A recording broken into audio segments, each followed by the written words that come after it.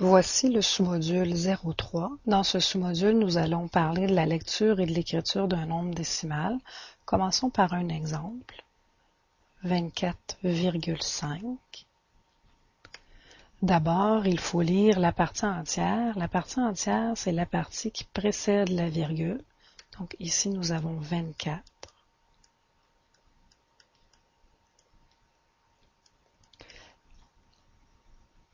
Il faut lire la virgule en disant « et ». Et la partie décimale, celle qui est à droite de la virgule, il faut la mentionner en donnant la position occupée par le dernier chiffre. Ici, 5 occupe la position des dixièmes. Donc 5 dixièmes. Et nous obtenons 24 et 5 dixièmes.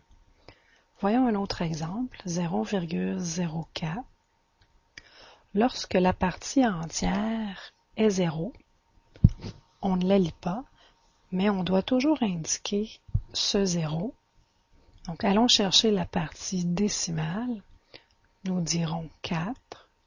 4 occupe la position des centièmes, donc 4 centièmes. Le 4, je peux l'écrire en lettres aussi, donc 4 centièmes.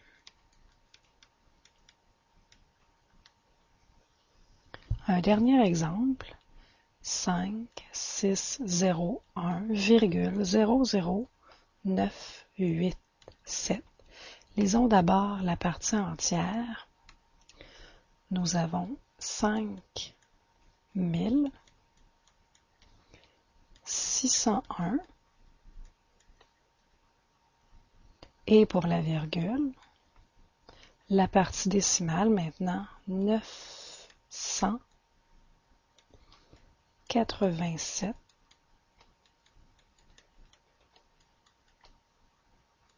7 occupe la position des 100 millièmes. 100 millièmes. Et nous obtenons globalement 5601 et 987 100 millièmes.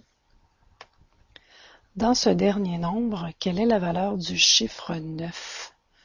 9 vaut 9 fois 1 sur 1000. Donc, il vaut 9 millièmes.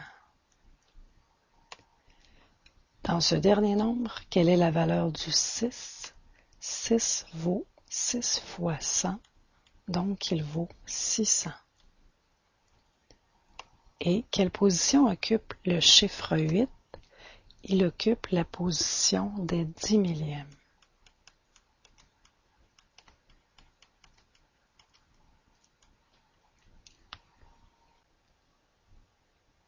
À votre tour, par l'exercice 1, vérifiez si vous avez bien compris les notions.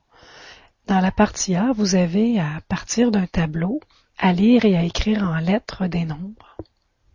Donc, mettez la vidéo à pause, recopiez le tableau et répondez aux différentes questions. Quand vous aurez complété, redémarrez la vidéo pour vous corriger. À ce moment-là, je vais vous donner les réponses.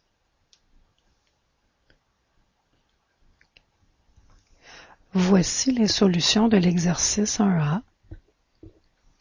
Le premier nombre,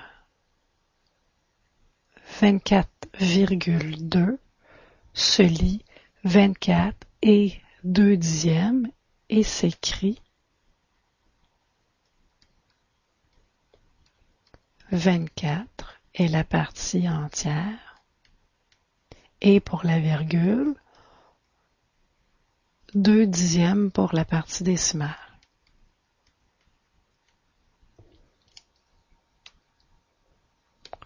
Le deuxième nombre, 0,07, se lit 7 centièmes et s'écrit 7 centièmes.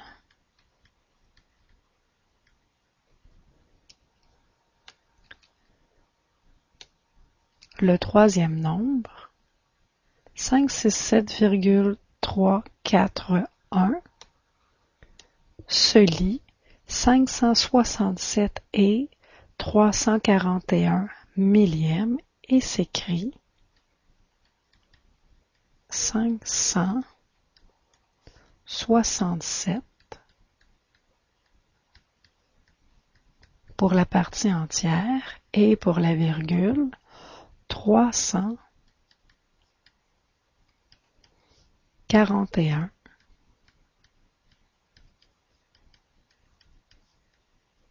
Un occupe la position des millièmes, donc 41 millièmes. 567 et 341 millièmes. Et le dernier nombre, 6324,0604, se lit 6324 et 604 10 millièmes et il s'écrit 6324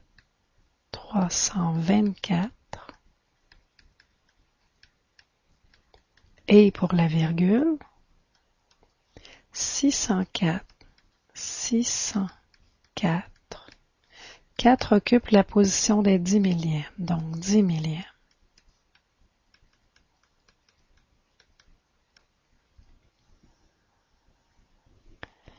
Maintenant, l'exercice 1B, il consiste à écrire en chiffres les nombres décimaux suivants. Peut-être que vous allez avoir besoin d'un tableau de position comme celui qui est ci-dessous. Donc, vous pouvez mettre la vidéo à pause, recopier votre tableau et essayer d'écrire en chiffres les nombres décimaux. Vous en avez 4 à faire. Donc, quand vous aurez terminé, redémarrez la vidéo pour avoir les solutions. Donc, voici les solutions de l'exercice 1B. Nous avions à écrire en chiffres 4 et 7 dixièmes. Donc, en servant du tableau, la partie entière est 4 et est remplacée par une virgule, 7. 7 dans la colonne des dixièmes, c'est la première position immédiatement à droite de la virgule, donc 4,7 pour 4 et 7 dixièmes. Maintenant, le deuxième nombre, 9 centièmes, comme la partie entière est 0,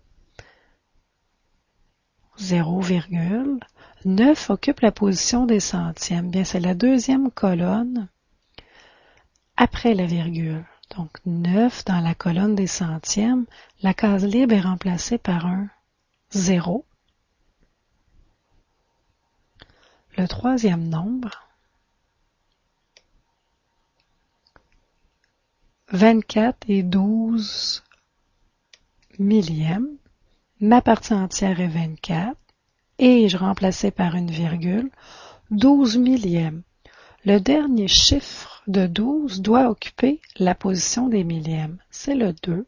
Donc, écrivons 2 dans la colonne des millièmes, précédé de 1 pour faire 12 et la case libre est remplie par un 0. Donc, j'obtiens 24,012 pour 24 et 12 millièmes. Le dernier maintenant,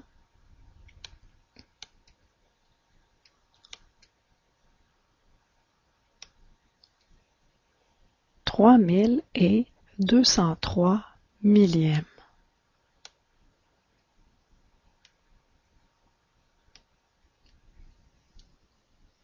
La partie entière vaut 3000.